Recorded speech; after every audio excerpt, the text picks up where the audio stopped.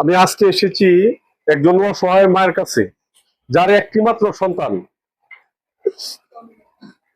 সে কিন্তু দীর্ঘ 17 দিন পূর্বে মারা গিয়েছে সৌদি আরবের রাজধানী রিয়াদ থেকে আবা নামক একটি শহরে, যা রিয়াদ থেকে প্রায় 1200 কিলোমিটার দূর।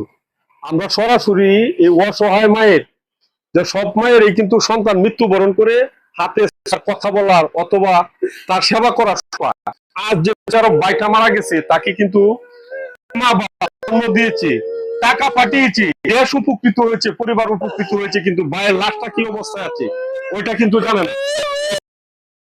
কিচ্ছু নাই।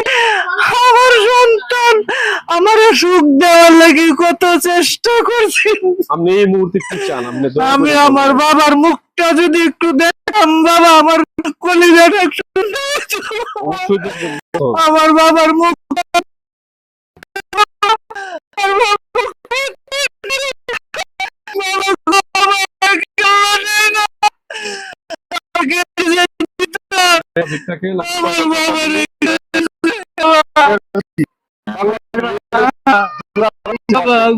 তাদের উপর নির্ভর করে এই দেশে রিজার্ভ যোদ্ধারা যদি চান তাহলে বাংলাদেশ কিন্তু তারা অসল বানাতে সক্ষম হয়। আমি বিনীত অনুরোধ করবো যাদের সাথে ভিডিওটা যা, তারা দয়া করে ধাক্কা নাই, যদিও আপনার দয়া লাগে না, সহায় মায়ের আকুতি আর করুন না, লাশ দেখতে চান।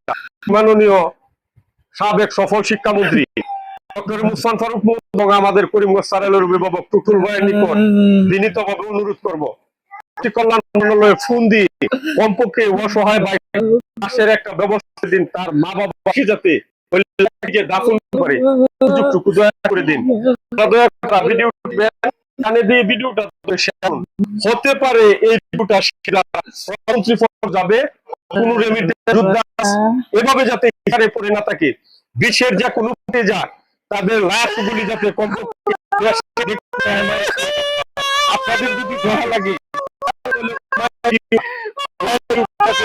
আপনারা শেয়ার করুন, করে সারা দেশ পৌঁছে দিন, সারা বিশ্ব পৌঁছে দিন। ওই দেশ টাকা পাঠানোর প্রবাসী দেশে হয় কমপক্ষে সরকারি ভাবে ব্যবস্থা নিয়ে তাদের লাশ যাতে আসে, সমস্যা সমাধান হয়, এই কথা সবার নিকট আমি বিনীতভাবে অনুরোধ করে